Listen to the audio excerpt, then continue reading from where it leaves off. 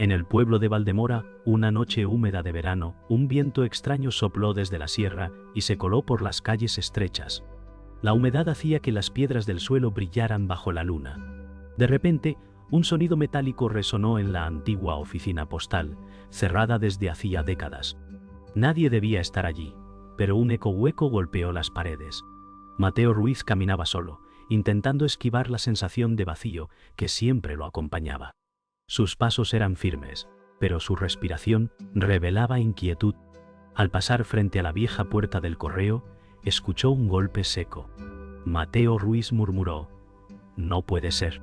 La puerta se abrió sola, revelando un buzón oxidado. Dentro había un sobre amarillento. Sus dedos temblaron al sacarlo. El papel estaba frío, como si hubiera esperado medio siglo. La carta llevaba su nombre escrito con tinta desvanecida. La caligrafía parecía la de alguien que lo conocía profundamente, aunque él no podía reconocerla. Las paredes parecían cerrarse a su alrededor. Una voz susurró su nombre desde la oscuridad. «Mateo, Mateo Ruiz», gritó. «¿Quién está ahí?». Pero el eco respondió con la misma palabra, multiplicada. «Ponto». El silencio posterior fue aún más insoportable. La realidad había quebrado su orden. Una carta imposible había llegado 50 años después de ser escrita. El aire del pueblo se volvió pesado. Mateo Ruiz guardó la carta en el bolsillo y apresuró el paso. Las casas parecían observarlo con ventanas vacías. Un perro ladró en la distancia y se detuvo de golpe, como si también temiera algo. El silencio volvió a pesar. Mateo Ruiz pensaba: esto no debería estar pasando. Recordó que la oficina postal estaba cerrada desde antes de su nacimiento. Aún así, llevaba una carta con su nombre. El corazón le palpitaba con violencia. Las farolas parpadeaban como si dudaran.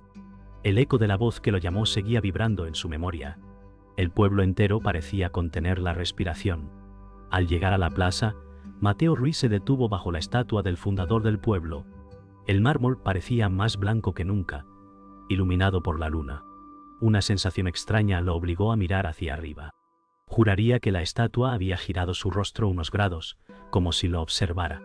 Mateo Ruiz susurró: «No estoy loco». Sin embargo, la carta en su bolsillo ardía con un calor imposible. Cada paso lo alejaba de la calma. La plaza estaba vacía, pero cada sombra parecía más larga de lo normal. «Canto da misterio». Un golpe seco resonó de nuevo, esta vez detrás de él.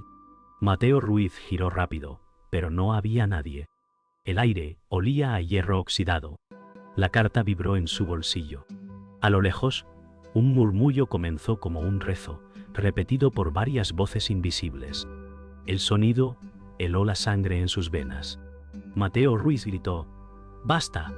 El murmullo se detuvo de inmediato, dejando un silencio brutal. «Ponto». El eco de su grito retumbó en las paredes. El pueblo parecía jugar con él. El viento cambió bruscamente. Un torbellino de polvo recorrió la plaza, golpeando su rostro. La carta se deslizó del bolsillo y cayó al suelo. Mateo Ruiz se inclinó para recogerla. En el reverso, bajo la solapa, apareció una fecha escrita: 1973. Sus ojos se abrieron con espanto. 50 años exactos habían pasado. Mateo Ruiz murmuró: «¿Quién pudo enviarla?». La noche se volvió más tensa. El mundo ordinario había colapsado. Mateo Ruiz despertó temprano, incapaz de conciliar el sueño tras la noche anterior. La carta descansaba sobre la mesa de madera, iluminada por la primera luz del amanecer. La tinta parecía más oscura que antes, como si hubiera absorbido la oscuridad de la madrugada. Mateo Ruiz se obligó a doblar la ropa con un cuidado ritual, buscando refugio en un orden que apenas podía sostenerlo. Mientras sus manos temblaban, recordó a su madre, Laura Ruiz, y el silencio doloroso con que evitaba siempre hablar del pasado. El aroma del café inundaba la cocina, pero no lograba traer calma. Mateo Ruiz murmuró: «Esto no es un sueño, está aquí, y me está llamando». Un eco resonó en su mente, como si la carta respondiera a sus pensamientos. Afuera, el pueblo comenzaba a despertar lentamente, ajeno a la grieta que había abierto la realidad. El corazón de Mateo Ruiz golpeaba como un tambor, y su respiración entrecortada lo hacía sentir que estaba entrando en un terreno sin regreso. El día avanzó lentamente, pero la tensión no lo abandonaba. Mateo Ruiz caminó hacia la habitación de Laura Ruiz, donde ella se sentaba en su sillón, bordando con manos temblorosas. Los ojos de Laura Ruiz parecían evitar los suyos. Mateo Ruiz dijo: «He recibido una carta con mi nombre, escrita hace 50 años». Laura Ruiz dejó caer la aguja. Su respiración se cortó un instante. Sus labios temblaron, pero permaneció en silencio. El gesto de negación en su rostro fue suficiente para que Mateo Ruiz entendiera que sabía más de lo que decía. El ambiente en la casa se volvió pesado, como si las paredes hubieran escuchado también. Laura Ruiz alzó la mirada, pero no respondió. El silencio era su respuesta más cruel. Mateo Ruiz salió de la casa buscando aire. Caminó hasta el río que cruzaba Valdemora, donde el agua reflejaba el sol del mediodía. Allí lo esperaba Clara Morales, su amiga de la infancia, con mirada curiosa. Clara Morales preguntó: «¿Por qué estás tan inquieto, Mateo?». Él dudó un instante, pero finalmente confesó: «Una carta que no debería existir ha llegado, y tiene mi nombre». Clara Morales se llevó la mano al pecho, incrédula. «Eso es imposible». Mateo Ruiz asintió con gesto amargo: «También lo pensé, pero la carta está aquí». Clara Morales se inclinó para ver el sobre. Sus ojos se abrieron con sorpresa, pero también con miedo. El murmullo del agua parecía acompañar la tensión, como si el río supiera guardar secretos. Al caer la tarde, Mateo Ruiz se encontró con Gabriel Sánchez, el anciano del pueblo, que siempre llevaba historias a medio contar. Gabriel Sánchez observó el sobre en las manos de Mateo Ruiz, y su rostro se endureció. Gabriel Sánchez murmuró: «Nunca debiste verla». Mateo Ruiz exigió: «¿Qué significa esto?». Gabriel Sánchez negó con la cabeza, pero sus ojos brillaban de culpa. Algunas verdades no deben salir a la luz. El aire se volvió más frío a pesar del verano. Las campanas de la iglesia repicaron en la distancia, como si sellaran la advertencia.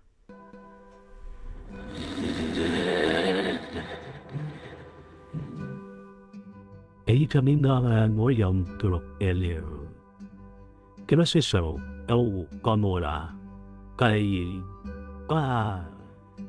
Advertencia. El silencio de Gabriel Sánchez fue más elocuente que cualquier respuesta. La noche regresó sobre Valdemora con un peso extraño. Mateo Ruiz volvió a su casa, pero no estaba solo. En el patio encontró a Diego Ruiz, su sobrino pequeño, jugando con piedras bajo la luz de la luna. Diego Ruiz levantó la vista y sonrió con inocencia. «Tío Mateo, ¿de quién es esa carta?», preguntó. El corazón de Mateo Ruiz se detuvo un instante. Diego Ruiz no debía saber nada, pero la carta parecía atraer a todos. Mateo Ruiz dijo: «Es solo un papel viejo, nada importante». Sin embargo, el niño frunció el ceño, como si no creyera en esa mentira. El aire se cargó de un presentimiento oscuro. La inocencia de Diego Ruiz se convirtió en el ancla emocional que Mateo Ruiz debía proteger a toda costa. Las noches en Valdemora se habían vuelto inquietas. Mateo Ruiz caminaba por los pasillos de su casa, escuchando crujidos que no tenían explicación. La carta reposaba sobre la mesa y parecía emitir un resplandor sutil, apenas perceptible. Mateo Ruiz susurró: «Estás vivo, aunque seas papel». De pronto, un vaso cayó solo desde el estante y se rompió en pedazos. Laura Ruiz corrió al escuchar el estruendo y lo encontró paralizado. Ella preguntó con voz temblorosa: «¿Qué está pasando en esta casa?». Mateo Ruiz señaló la carta, pero Laura Ruiz negó con la cabeza, como si su silencio pudiera protegerlos. La tensión era insoportable. El aire cargado olía a humedad y a ceniza. Afuera, un búho ululó como si acompañara la amenaza invisible.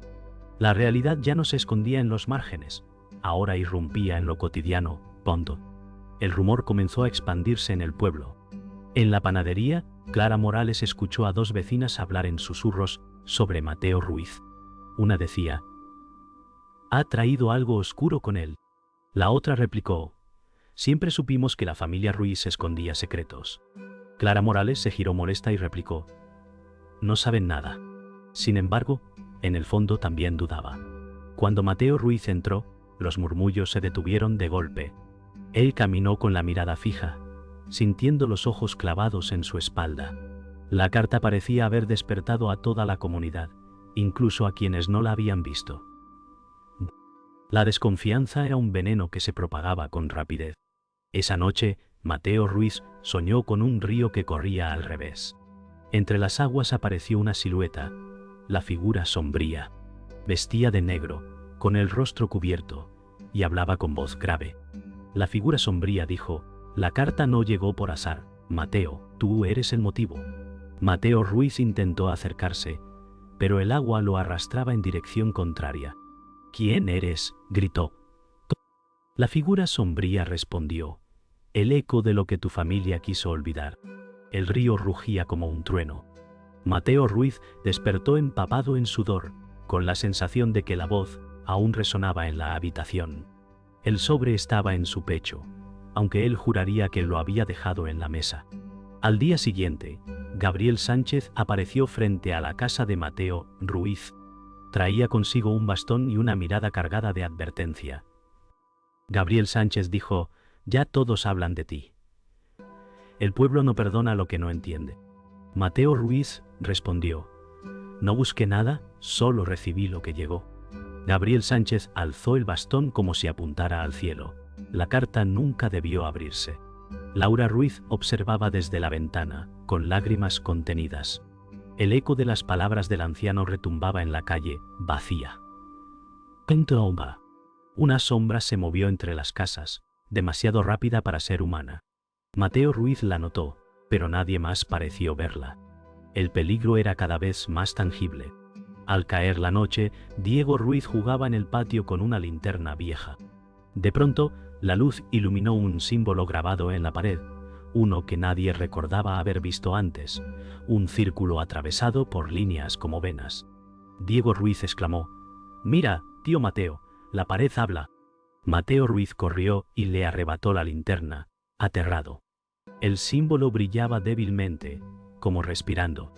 Mateo Ruiz gritó: «¡Entra en la casa ahora mismo!». Diego Ruiz obedeció, confundido.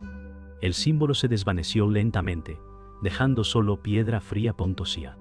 El aire se llenó de un murmullo imposible, como si las piedras quisieran pronunciar un secreto enterrado.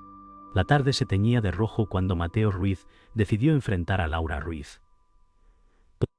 La encontró en la cocina, con las manos apoyadas sobre la mesa, como si llevaran el peso de años de secretos. Mateo Ruiz dijo: «Ya no puedes seguir callando. Esa carta no apareció por azar». Laura Ruiz cerró los ojos y murmuró: «No era para ti, Mateo. Era tuya, pero escrita hace 50 años». El mundo de Mateo Ruiz se desplomó. «Eso es imposible». Laura Ruiz levantó la voz, rota por la culpa. «Tú mismo la escribiste, cuando eras niño. Pero nunca debiste recordarlo». El silencio posterior fue como un golpe. El aire ardía, aunque el viento de la sierra entraba frío por la ventana.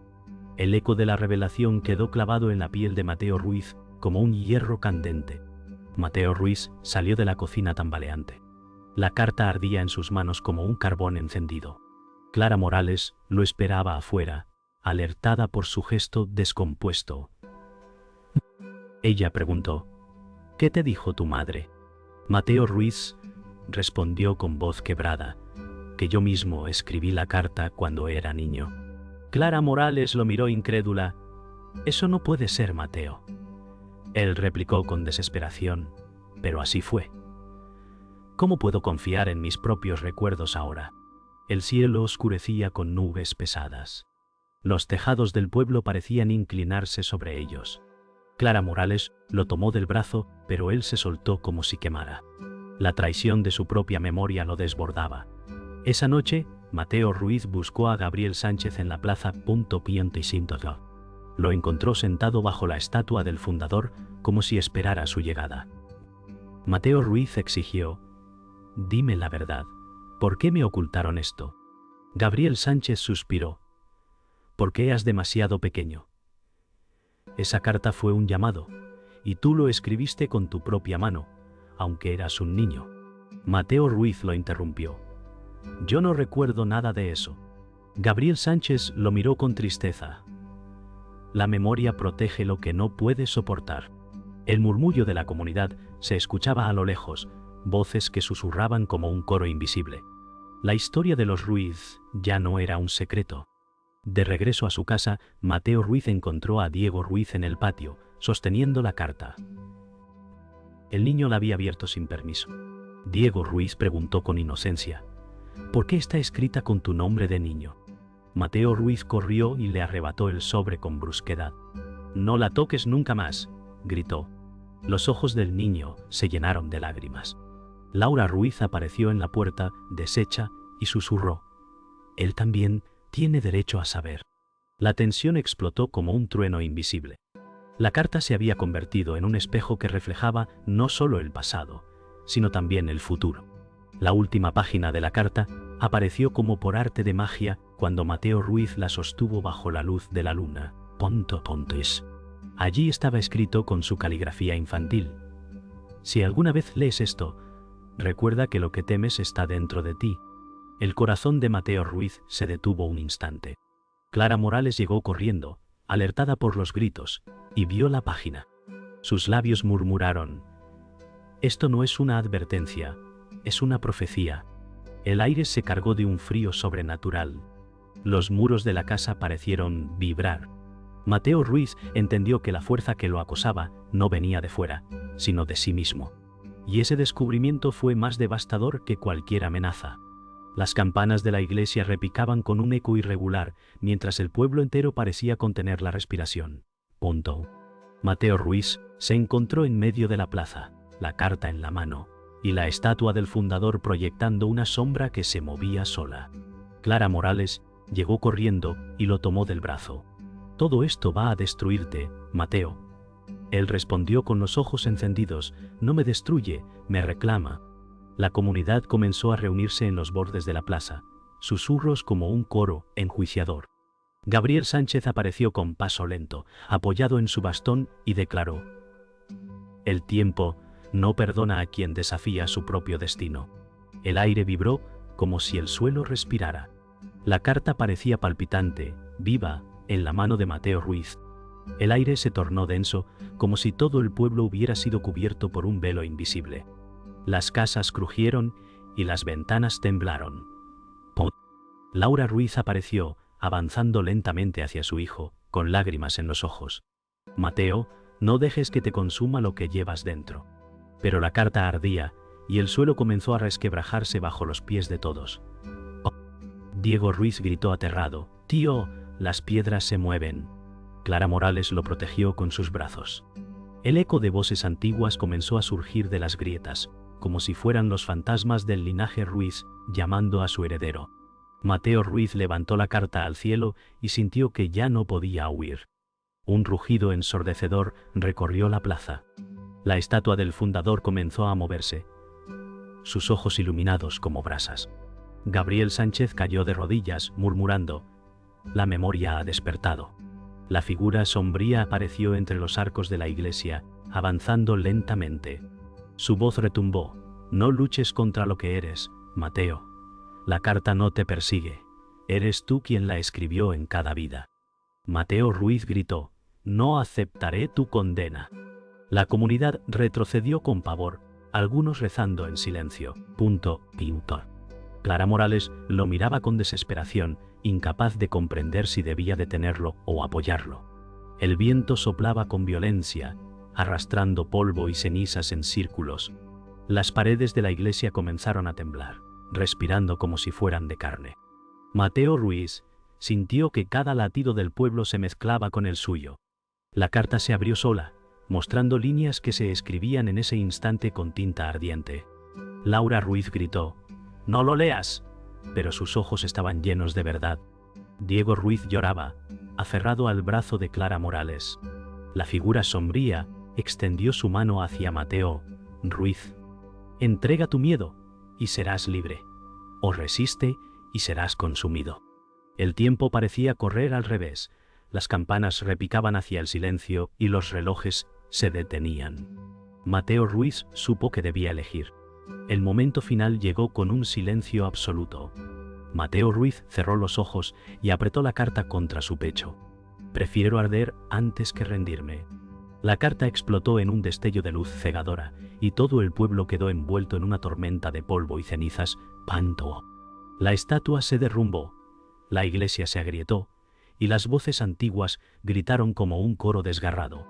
Clara Morales cubrió a Diego Ruiz con su cuerpo, mientras Laura Ruiz cayó de rodillas, gritando el nombre de su hijo. ¡Fernando, vente! La figura sombría retrocedió, desvaneciéndose entre la bruma, pero su risa quedó flotando. El destino estaba sellado, y el clímax había marcado a Valdemora para siempre. El amanecer llegó con un silencio que parecía más pesado que la tormenta de la noche anterior.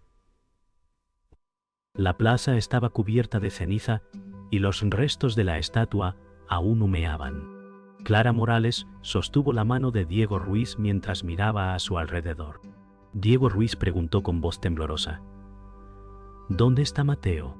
Laura Ruiz apareció con los ojos rojos de tanto llorar y respondió.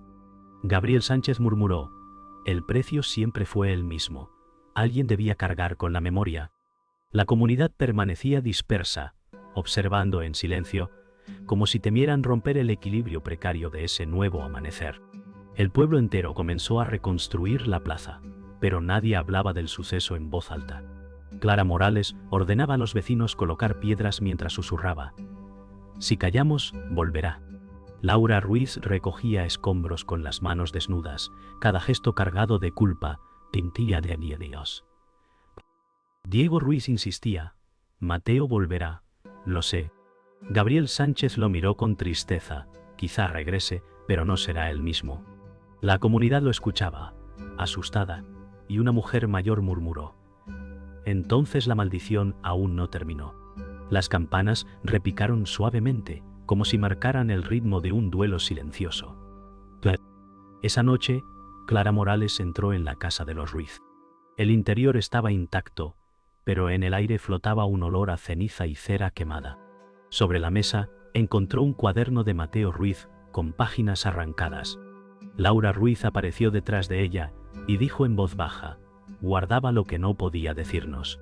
Clara Morales abrió el cuaderno y vio dibujos infantiles del pueblo, con figuras sombreadas, vigilando desde cada esquina. Diego Ruiz se acercó curioso y señaló: es igual a lo que vi en mis sueños. Laura Ruiz se estremeció, comprendiendo que el legado había pasado a otra generación. El rumor se expandió por el pueblo. Algunos aseguraban haber visto a Mateo Ruiz caminando por la sierra al amanecer, con la carta en la mano ardiendo como un faro. Otros decían que era imposible, que lo que vieron no era él sino su sombra. Gabriel Sánchez reunió a la comunidad y declaró: sea lo que sea, debemos aceptar que el tiempo ha cambiado aquí. Clara Morales lo interrumpió con firmeza: no podemos vivir con miedo. Laura Ruiz, con voz quebrada, añadió: pero el miedo es lo único que nos mantiene unidos. El eco de esas palabras dejó el pueblo dividido entre esperanza y resignación. Al caer la noche, el silencio del pueblo se volvió insoportable. Diego Ruiz salió al patio y miró hacia la luna. Murmuró: tío, sé que aún estás aquí. Clara Morales lo observaba desde la puerta, conmovida y aterrada. Laura Ruiz encendió una vela y la colocó sobre el muro, susurrando una oración. El viento sopló, y por un instante, una silueta se dibujó en la ceniza del suelo, la figura de Mateo Ruiz con la carta en el pecho. La silueta desapareció en segundos, pero el corazón de todos supo que aquello no había terminado. El silencio que siguió pesaba más que cualquier palabra. La luna iluminaba las ruinas del pueblo mientras un silencio espeso cubría cada rincón. Clara Morales observaba las paredes agrietadas y susurró: nada volverá a ser igual. Laura Ruiz se acercó despacio y respondió: el precio siempre fue la verdad. Diego Ruiz, aún con los ojos brillantes de miedo, preguntó: ¿y si Mateo sigue aquí? Gabriel Sánchez apoyó su bastón contra el suelo y dijo: «Si está aquí, no lo veremos con los mismos ojos». La comunidad miraba alrededor, como si esperara que una voz rompiera la calma. Todo parecía intacto, pero el aire estaba cargado de algo invisible, como si el tiempo mismo hubiera cambiado de curso. En la madrugada, Clara Morales despertó sobresaltada al escuchar pasos en el patio. Abrió la puerta y vio marcas de ceniza en el suelo, como huellas que no llevaban a ninguna parte. Laura Ruiz apareció detrás, pálida, y susurró: «Es su señal». Diego Ruiz, somnoliento, dijo: «Es Mateo. Sé que es él». Pero Gabriel Sánchez negó con un gesto lento: «No son huellas de los vivos». El viento agitó las ramas, y un murmullo recorrió el aire, una voz lejana que parecía repetir el nombre de Mateo Ruiz. La comunidad, reunida en el silencio, sabía que el pueblo jamás descansaría. La comunidad decidió reunirse en la iglesia, aunque sus muros aún respiraban como si conservaran la memoria de la tormenta. Clara Morales tomó la palabra con voz firme: «No podemos olvidar lo que pasó». Laura Ruiz lloró suavemente y añadió: «Pero si lo recordamos demasiado, el pasado nos tragará». Gabriel Sánchez levantó su bastón y dijo: «La carta se escribió para repetirse, y volverá cuando menos lo esperemos». Diego Ruiz interrumpió: «Entonces no ha terminado». Los rostros de los vecinos reflejaban el dilema: callar y vivir con miedo, o hablar y despertar de nuevo a la maldición. Esa noche, Diego Ruiz soñó con Mateo Ruiz. En el sueño, su tío estaba de pie en la sierra, sosteniendo la carta contra el pecho. Mateo Ruiz lo miró con ternura y dijo: «Nunca dejes que olviden». Diego Ruiz despertó sobresaltado, repitiendo esas palabras en voz baja. Clara Morales lo abrazó, pero sintió un escalofrío recorrer su espalda. Laura Ruiz encendió otra vela, aunque ya había decenas parpadeando en la casa. Gabriel Sánchez, en silencio, observó desde la ventana, sabiendo que el niño se había convertido en el nuevo guardián de la memoria. La cadena no se había roto, solo había cambiado de manos. Al amanecer, el pueblo parecía tranquilo, pero el silencio ocultaba una herida imposible de cerrar. Clara Morales salió al patio y encontró en la pared una marca quemada con forma de mano, aún caliente. Diego Ruiz la tocó y dijo: «Es de Mateo». Laura Ruiz retrocedió con un gemido ahogado, mientras Gabriel Sánchez murmuró: «Nunca debió despertar». La comunidad se reunió alrededor, y un niño del pueblo preguntó con inocencia: «¿Quién va a escribir la próxima carta?». Nadie respondió. El viento arrastró las cenizas por la plaza, como un recordatorio eterno de que la maldición no había terminado.